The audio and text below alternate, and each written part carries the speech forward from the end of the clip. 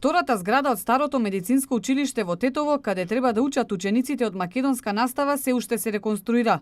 Завршено е внатрешното фасадирање, електричната инсталација, набавен е инвентар.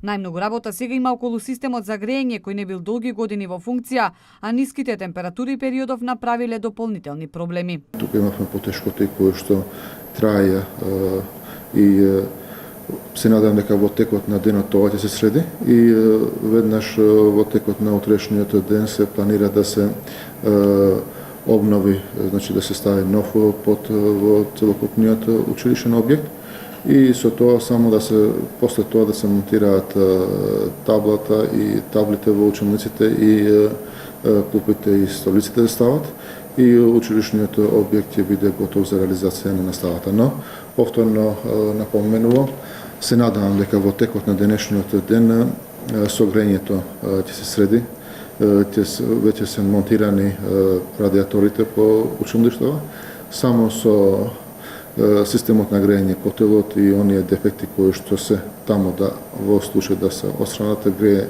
огрев за училиштето имаме. И во случај тоа денеска да се отстрани, другите работи ќе се привршат во текот на 2-3 дена и училишниот објект ќе биде во функција за реализирање на наставата. Кога би била втората зграда во функција ќе зависи од текот на работите.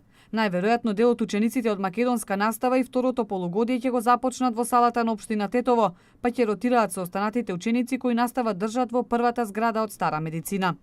Инаку учениците македонци со години поради просторен проблем во гимназијата учеа распределени по разни објекти без никакви услови за настава. На почетокот на учебната година со протести најавија дека ќе се борат до крај додека не им се обезбедат достоинствени услови. После низа преговори со надлежните, старото медицинско училиште и од двете страни беше прифатено како привремена опција за следење на образовниот процес.